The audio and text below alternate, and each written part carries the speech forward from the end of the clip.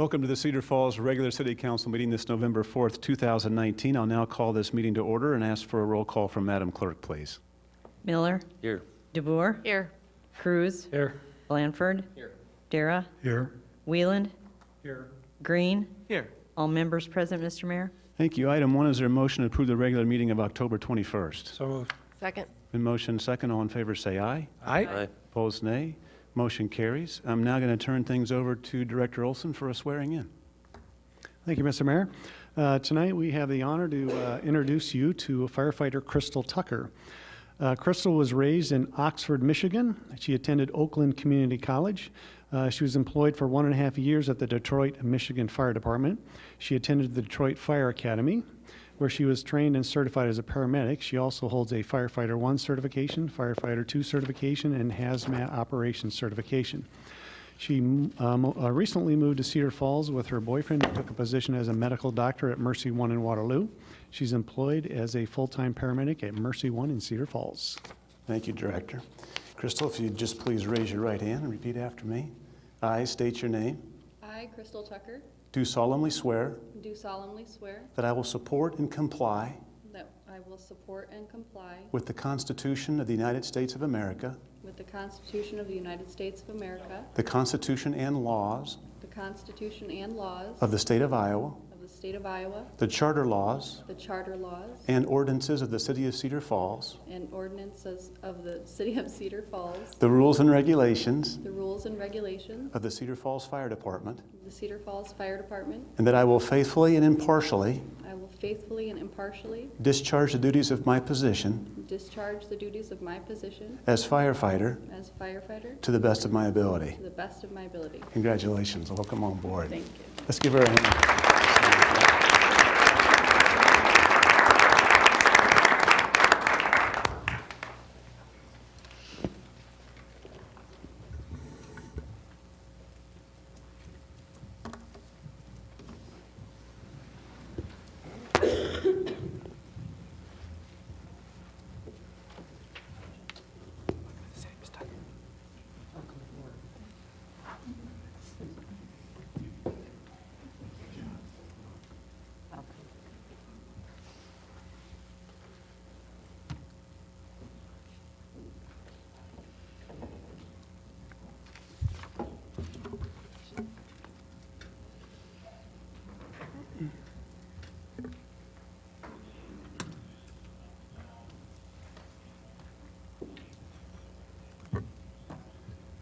Moving on, the next item, are there any agenda revisions, Madam Clerk?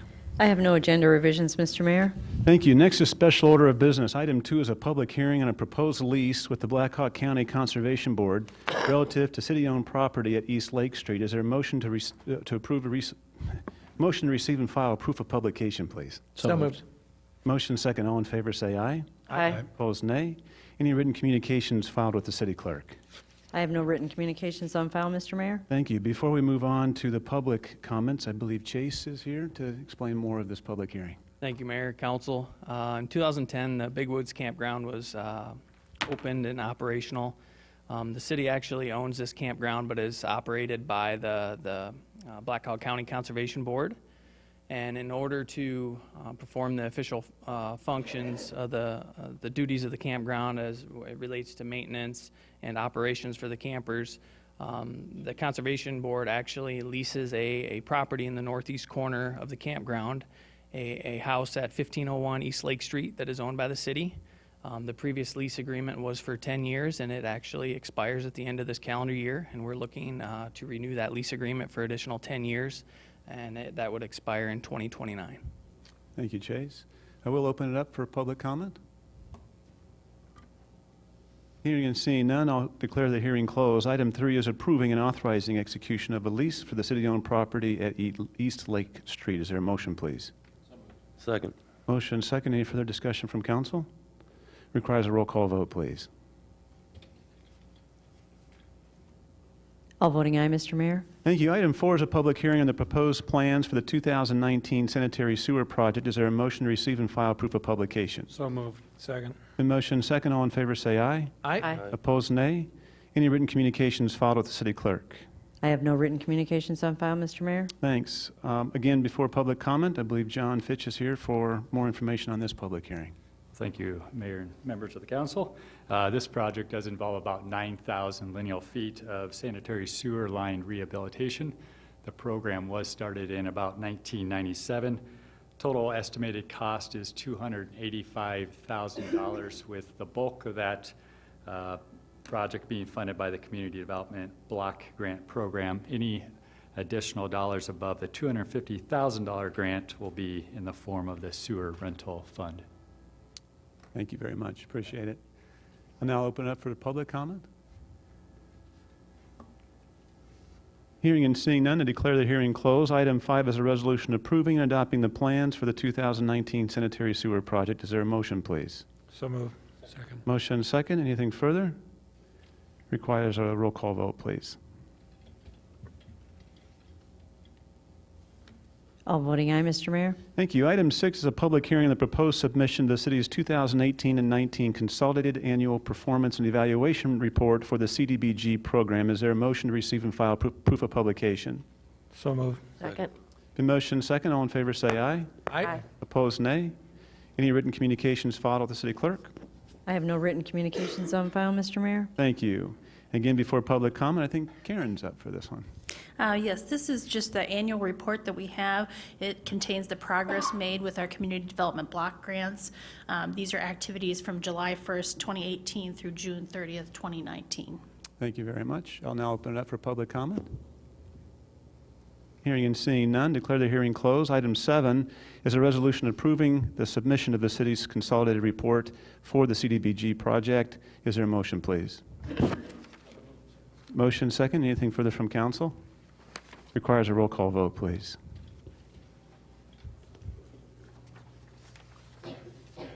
Mr. Whelan? Oh, It's the third time. It's not taking it. you can't vote 3 times, sir. You have to vote. Sure did. All voting aye, Mr. Mayor. Thank you. Moving on to item number 8 is to pass ordinance 2957, amending Chapter 23 of the Code of Ordinances relative to establishing a 35 miles per hour speed limit on Ridgeway Avenue from Hudson Road to Highway 58 upon its third and final consideration. Is there a motion, please? So moved. Second. Motion and second. Any further discussion from council? Requires a roll call vote, please. All voting aye, Mr. Mayor. Thank you. Item 9 is pass ordinance 2958, granting a partial property tax exemption for construction of an industrial use warehouse and production facility on Capitol Way upon its second consideration. Is there a motion, please? So moved. Second. Motion and second. Anything from council? Requires a roll call vote, please. All voting aye, Mr. Mayor. Thank you. Moving on to the consent calendar, these following items will be acted upon by a voice vote on a single motion without separate discussion, unless someone from council or the public requests an item to be pulled for such discussion. Any such requests from council? From the public? I'll now summarize the consent calendar. Item 10 is receive and file the committee of the whole minutes of October 21st. 11 is receive and file departmental monthly reports of September 2019. And item 12 is approving permits and licenses. Is there a motion to approve the consent calendar? So moved. Second. Motion and second. All in favor say aye. Aye. Opposed, nay. Motion carries. Next is the resolution calendar. These items will be acted upon by a roll call vote on a single motion without separate discussion, unless someone from the council or the public requests an item to be pulled for such discussion. Any requests from the council? Mr. Mayor, Yes. 17 and 20? 17 and 20 to be pulled. Anything further from council? From the public? I'll now summarize those items, less 20 and 17 and 20. Item 13 is approving and authorizing execution of an FY20 cooperative agreement with the Iowa Civil Rights Commission. Items 14 and 15 are resolutions levying final assessment for costs incurred by the city to mow and clear vegetation on the properties located at 2208 Coventry Lane and 1804 Tremont Street. Item 16 is approving and authorizing execution of a services agreement relative to legislative services. 18 is a resolution approving and authorizing execution of a 28E agreement with the Iowa Alcoholic Beverages Division. 19 is approving and authorizing execution of a supplemental agreement for the 2019 engineering services. Item 21 is resolution setting November 18th as a date of public hearing on a proposed amendment to the zoning agreement relative to property located in the southwest corner of Highway 58 and West Ridgeway. Is there a motion to approve the calendar minus 17 and 20? Second. Motion second. Requires a roll call vote, please. All voting aye, Mr. Mayor. Thank you. Item 17 reads a resolution approving and authorizing designation of a public electric vehicle charging parking space and authorizing the expenditure of funds for the purchase of an electric vehicle charger. Is there a motion, please? So moved. Second. Motion second. Open it up for discussion. Councilman Just Knoll. hoping for some background from staff on it. Yeah, I Yeah, can sorry, take Jay. that, Mr. Mayor. So city staff has been working with Cedar Falls Utilities on the implementation of kind of a pilot program for the electric vehicle charging station. After many discussions back and forth, we landed upon the most economical and feasible location to be just along 2nd Street, north of City Hall here. We're looking at one stall currently. And the way that we're looking at it to work is that the city and CFU would cost share in the installation of the charger as well as the charger itself. That estimated cost is around $20,000 for a level 2 charger. A level 2 charger is kind of the mid-range of the chargers. Generally speaking, that takes about 6 to 8 hours to charge a vehicle. So right now, we're looking at a shared cost agreement for the charger and installation, as well as any future maintenance costs, as well as any revenue generated from the charger would also be split between the parties as well. Thank you, Chase. Anything further from council? Yeah, one quick question. That's one car every 8 hours if it needs a full charge. That is correct. Mr. Green? It's just curious about the timeline. Do we know roughly when that would be operational?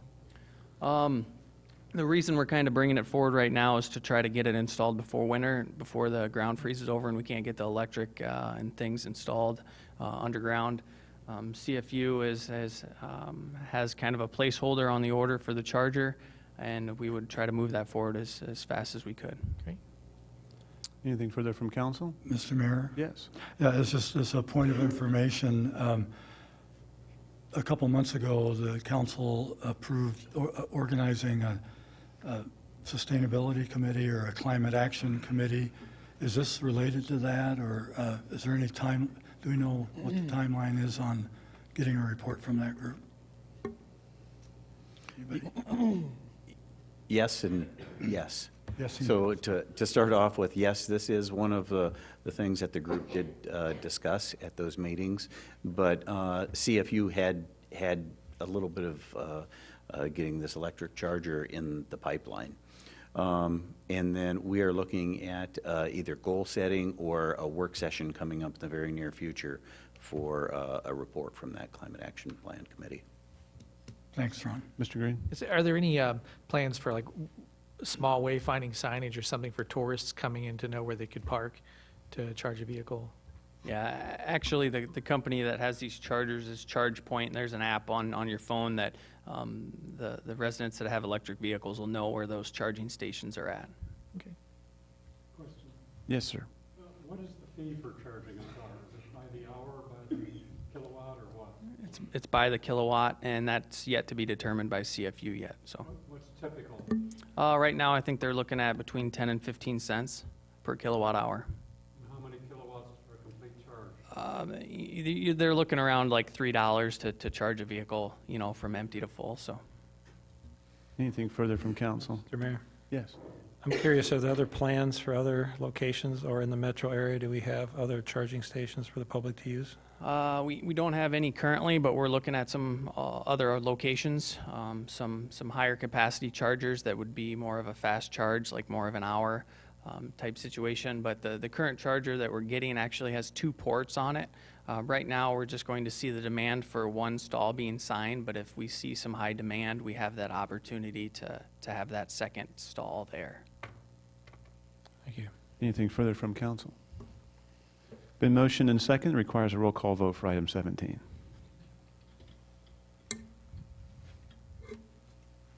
All voting aye, Mr. Mayor. Thank you. Item 20 reads a resolution approving and authorizing execution of an encroachment agreement with the North Cedar Neighborhood Association relative to placement of a neighborhood sign within the East Lone Tree Road public right-of-way. Is there a motion, please? So moved. Motion second. Open up for discussion. Questions? Councilman Miller? Again, just Update? background information. I wanted to get it out there to the public that it was on the agenda. Staff have that? We actually have a picture that we could show of the sign. It was in a packet, but our planning staff has been working closely with the North Cedar Neighborhood Association in some of the initiatives that they've been involved in. And the proposal here is to use a portion of the right-of-way along Lone Tree Road to have a neighborhood sign. Thank you. Anything further from council? Been motion and second, requires a roll call vote for item 20, please. All voting aye, Mr. Mayor. Thank you. Item 22, is there a motion to allow bills and payroll? So moved. Second. Been motion and second, requires a roll call vote, please.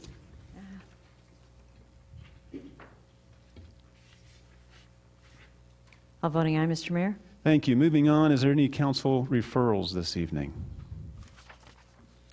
Hearing and seeing none, the city council updates. I'd like to give a quick update and remind everyone of the municipal and school elections tomorrow. Anything further from council? Updates.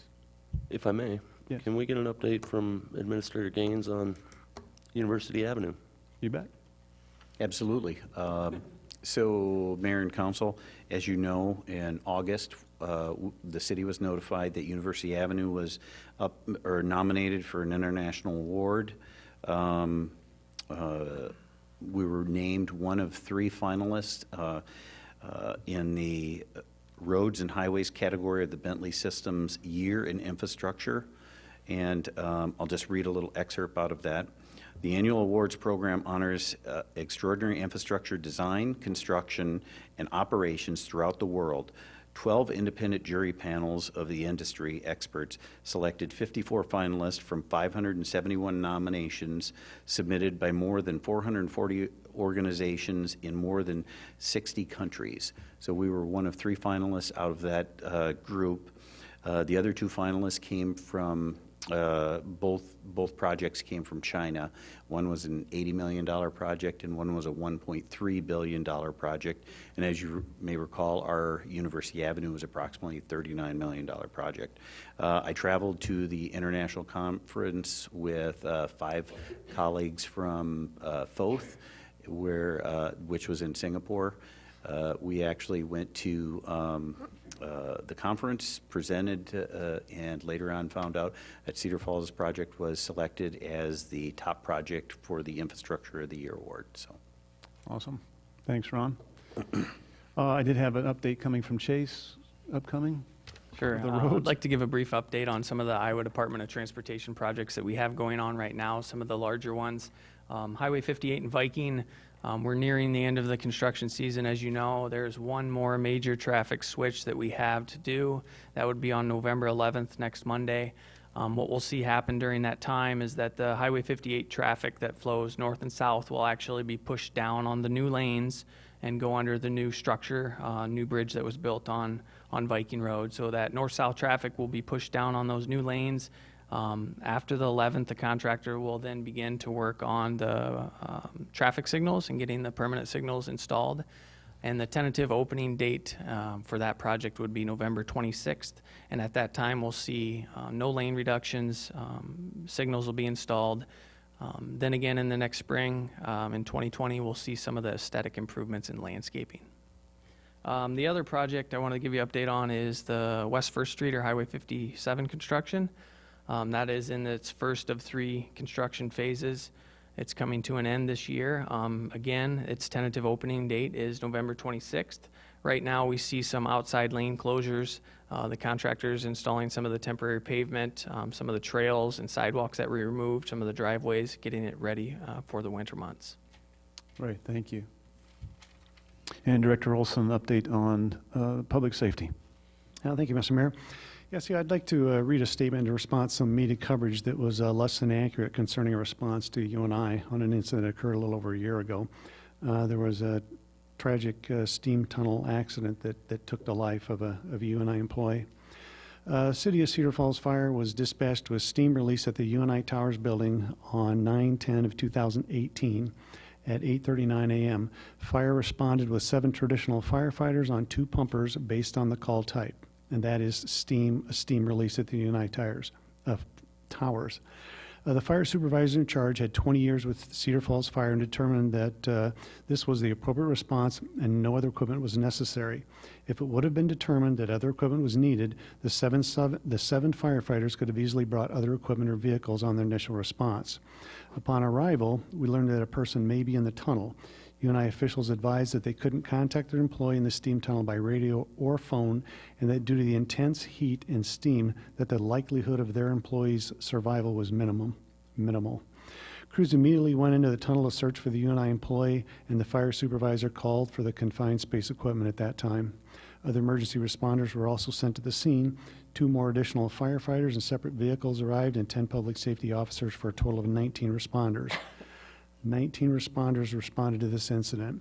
There was never a staffing concern. There was more than sufficient staff to handle this incident.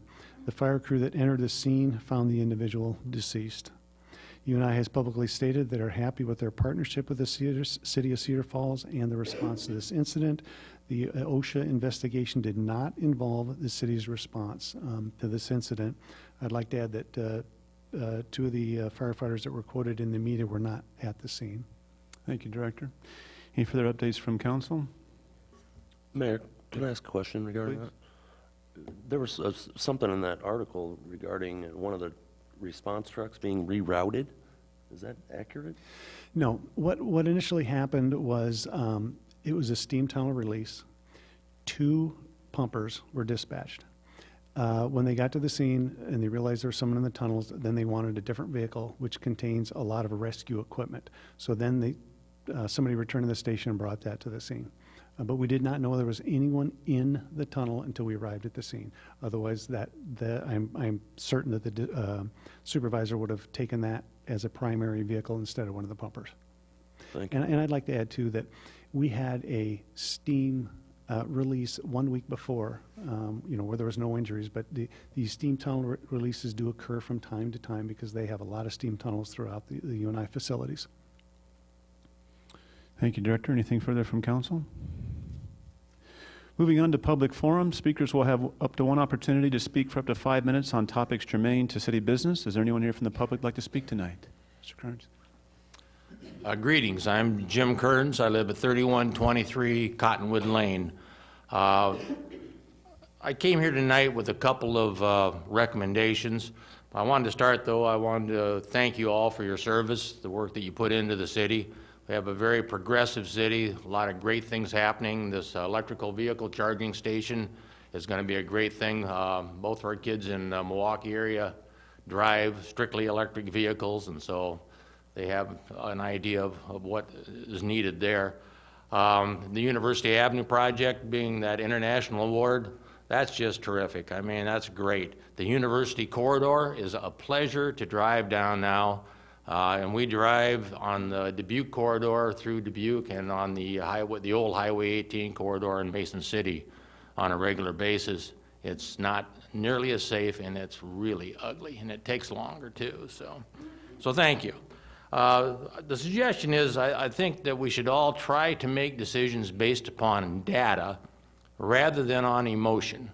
We had our old John Deere dinner this morning, and one of the statisticians there, one of the things he taught me was dig into the data, try to find out, go see, be a skeptic, try to learn what's really going on, and then make those decisions based upon data. The PSO program is far safer based upon the data, all the data that I've seen. It's far safer for the citizens of Cedar Falls, far safer than the traditional firefighter model. We need to realize that. Now, if there are concerns for the safety of the firefighters, it's up to those firefighters to get involved in the continuous improvement opportunities that are offered to them to bring forward their ideas on how to make it better. I'm a little tired of hearing the same old complaints week after week. We've studied this stuff. We've looked into it. I think it's time, personally, that if you look at the data, make your decision based upon data rather than emotion. We should be able to move on as a community. The roundabouts that keep coming up, that's another thing. Get used to it. That situation is we're going to have those. We're going to have more of them. I hope anyway.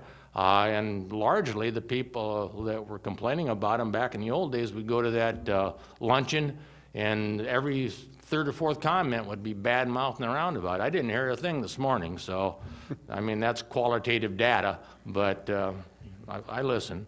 So the last thing I'd like to say is I'd like to see people end the hate mail.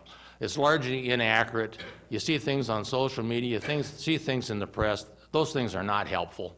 We're wasting time. We're wasting resources. Look at the data. Make decisions based upon data. We have a great progressive community, and we have opportunities facing us that need work, and that's what we should be focused on. So thank you for your time. Thank you, sir. Appreciate it. Any comments from council before the next speaker?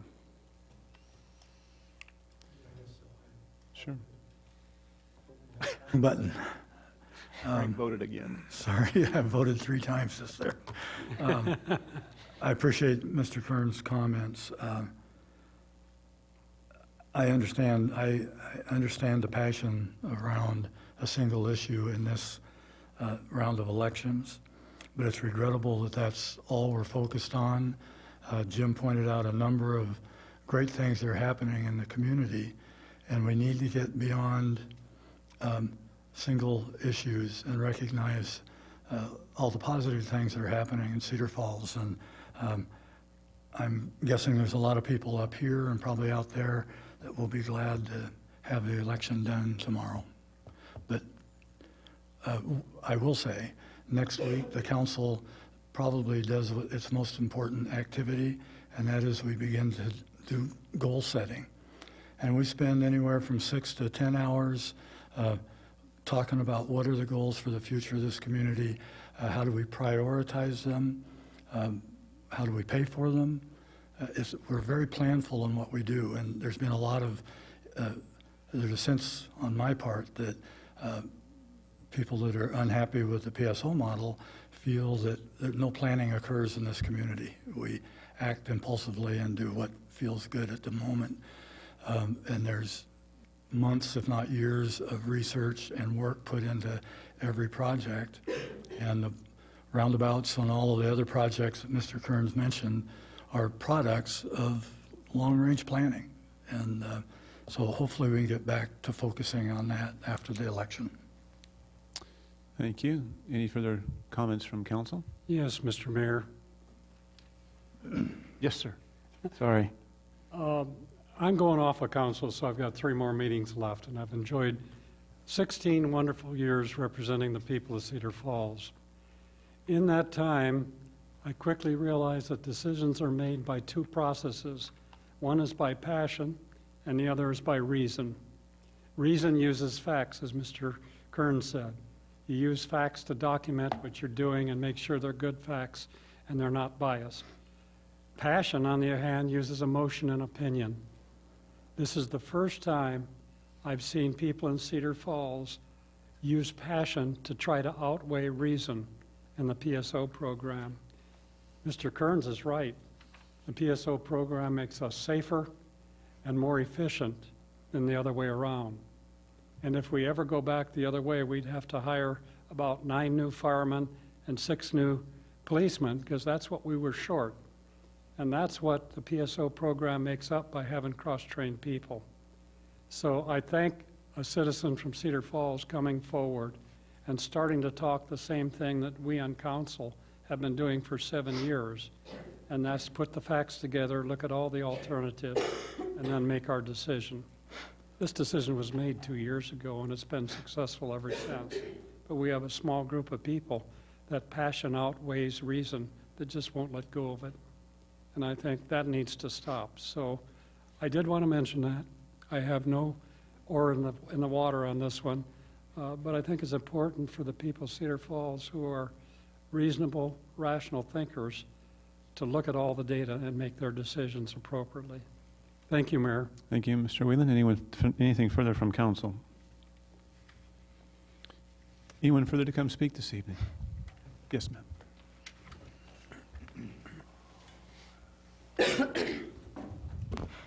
Sharon Reginald, 108 Lilliput Lane. I have some data I would like to share with you, and I am passionate about it, and I will continue to be passionate about it for this very reason. The director just claimed that the steam tunnel incident came in as a steam release. I have a copy of the original CAD report from Blackhawk County Dispatch, and it says right on there that this was a smoke investigation inside. It did not come in as a steam release. That's why the firefighters chose to take the vehicles they did to that scene. You wonder why we're passionate? That's why we're passionate.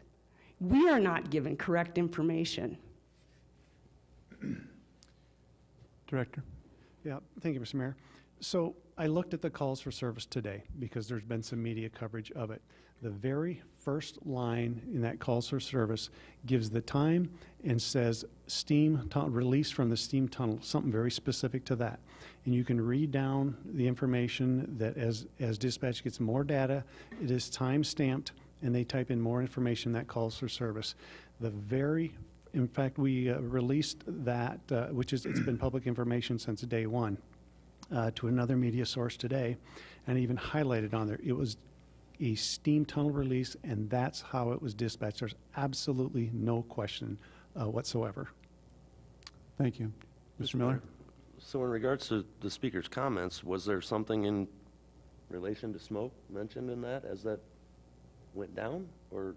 No, it said steam release from the steam, something about being so bad they couldn't go inside.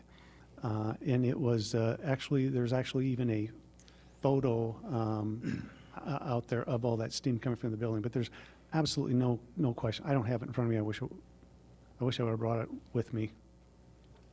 I'll have to look, but But you said it was released to another media source today. just today. Okay. And I even highlighted that section for them.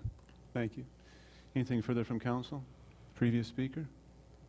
Anyone further from the public? Hearing and seeing none, is there a motion to adjourn? So moved. Second. Motion second. All in favor say aye. Aye. Opposed, nay. We now are adjourned. That'll conclude this evening's meeting.